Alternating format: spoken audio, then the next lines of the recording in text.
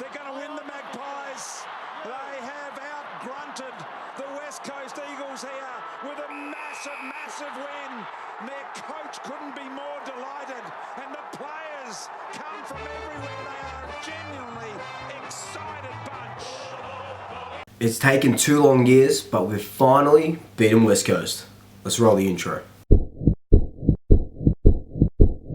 Collingwood win their greatest ever margin as Collingwood unleashed here.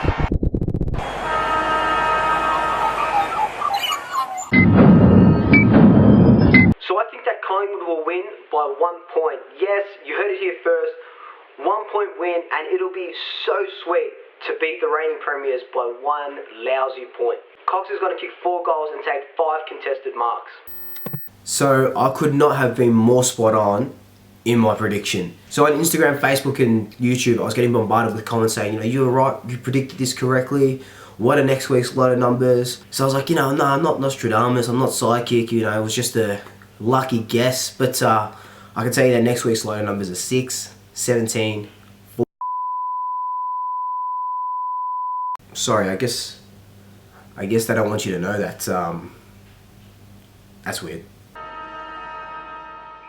What a win, what a team. Backs against the wall, had to travel to enemy territory, haven't been playing the best football in a few weeks, but Friday night's game was something special. In the first quarter, absolute goalfest, 6 goals each and 6 lead changes. Those first 2 quarters of football was the highest scoring half in over a year of games. In a turn of form, Cox got more of the footy in that first quarter and in the whole game, but in the first quarter he kicked 2 goals. But at halftime, West Coast went in with a 13-point lead, kind of had us on a back foot because they had kicked 4 goals in that quarter to our 2 goals. This was really a game of 2 halves. The second half was a complete opposite to the first, with only 5 goals being kicked in those 2 quarters. We got the start we needed in the third quarter. We kicked the first goal before the Eagles followed up with 2 quick goals, and they were up to an 18-point lead. From then on, it was the Eagles' game to lose. All they had to do was kick another goal, really take the wind out of our sails, slow down the timer, but as you know, that didn't happen. From the time the Eagles kicked that second goal in the third quarter, the Pies really dug their heels in and dominated play towards the end of the third quarter and for the majority of the last quarter. With just under 10 minutes to play, the goalie scored the last goal. This turned the game into a next goal win scenario,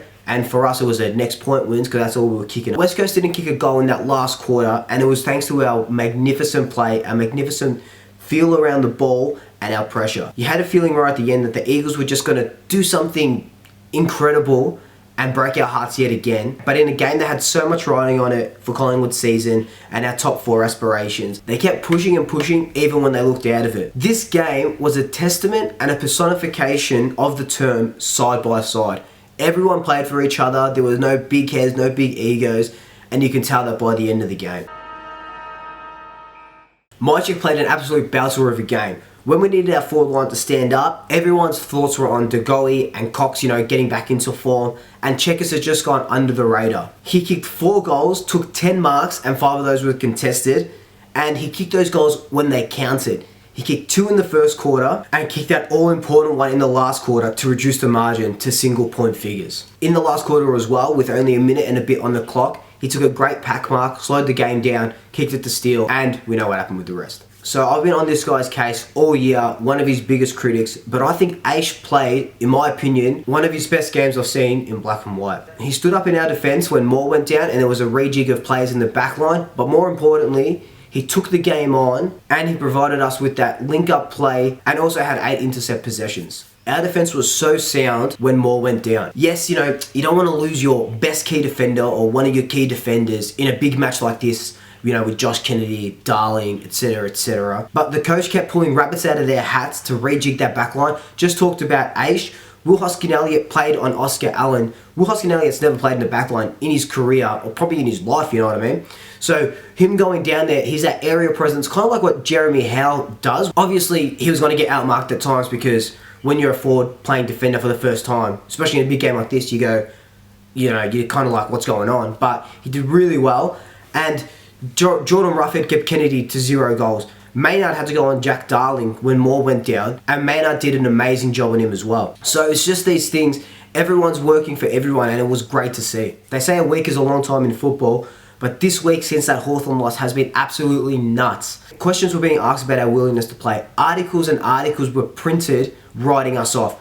Everyone in Collingwood fan groups on Facebook were just going nuts, and our backs were against the wall. Suffering 2 straight losses to teams that we should have beaten, going over to Perth to a hostile environment must be the most daunting experience for that Collingwood team. Yes, we travel well, but Optus Stadium against the reigning premiers there, and they're hitting their top form as well. Credit to the boys. So I don't want to harp on too many negatives for the win, but I've got to be unbiased in these sort of opinions.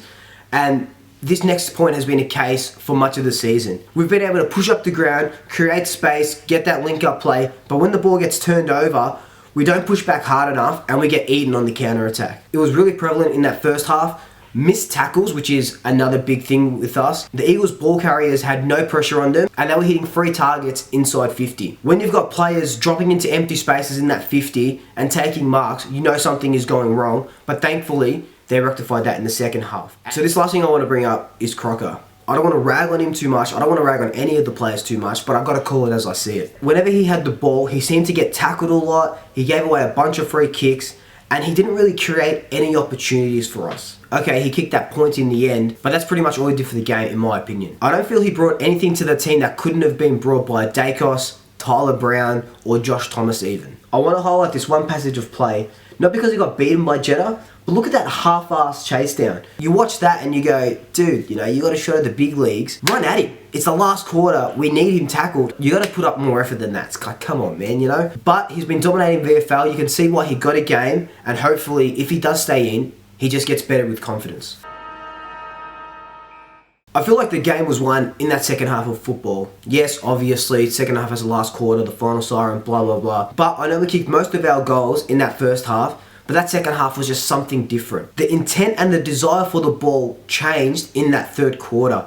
We started applying more pressure, taking more contested marks, tackling more, and I think everything started clicking into gear after that second goal that West Coast kicked in that third quarter. After that, we were just able to play the game on our terms, and since that second goal, we had more inside 50s, more contested possessions, more pressure around the ground, and most importantly, we kicked more goals than them. You can ask any Collingwood supporter, and our run and carry game was one of the best last year. But this season, it looks like we've been too afraid to run and carry, popping the balls over the top. I talked about this against the Kangaroos as well, and even we did it against Hawthorn. Our midfielders just weren't taking the game on. That changed in that second half of football. Our run and carry game against West Coast was a big attributor to our success. All our midfielders, all our half-backers wanted to take the game on. They wanted to take the game up to West Coast. And you can tell that that was the spark that we needed in that second half. And see what it provides? Repeat inside 50s gives you a better chance to score than not getting inside 50s at all. The game was also won with our ability in that last quarter especially to just nullify any sort of West Coast run. Whenever West Coast got the ball, there was more pressure on the ball carrier, so much different to the first half, and we didn't let them play the game that they wanted to play. It was a credit to our midfielders that we were able to turn that last quarter into a slugfest, into the opposite of how West Coast wanted that game. So let me just talk about Degoe for a second. He's clearly our best forward, and he's super intelligent around goals and a raging bull when he has the ball. Yes, kicked the match-winning goal, but that's not what I want to talk about. His work when they put him into the centre has been second to none. They've been putting him through the centre as that big-bodied midfielder, seeing that Taylor Adams isn't there, and he's just been bulking contests, got 3 clearances on Friday night, but he really propelled us to the win when he was in the centre. I just feel like Degoe is turning into one of our most important midfielders. 1 vote, Aish. One of the best games I've seen him play in black and white. Really showed his gut and really showed his side by side. 2 votes to Degoe, 2 goals, 11 contested possessions, 3 clearances, equaled his career high 4 goals, and it was super instrumental in our win. So next week we play the Giants, and it is going to be a huge clash. They're trying to push for a top 4 spot, but just like the West Coast game, it's another big game for us, and it's going to propel us into the week after against Richmond. So we know that Moore's going to be definitely out. I don't know if we're going to bring in Goldsack, who champion, love him, would love to see him back in the ones, or does Jeremy Howe come back in next week, and we don't even have to cover for Darcy, because we can play Jeremy Howe as that tall. All I know is Adams is playing next week. My favourite player. Cannot wait to see him line up again. It's been way too long. He dominated in the VFL for the 3 quarters that he played, and he's one of our most important cogs in that midfield. So I'm just finally starting to come down for this game. absolutely amazing. It's good to see all Collingwood supporters happy finally after a crappy couple weeks. I just want to make mention that we actually won the inside 50 counts, and we also got over 50 for the first time since round 10 against Sydney, so I don't have to bring that stat up anymore. Also, I'm getting a bunch of new followers on Instagram and new subscribers on YouTube, so hi to everyone. Means a lot that you want to hear me ramble on, you know, about my opinions and about the game and stuff, and you want to see my posts on Instagram.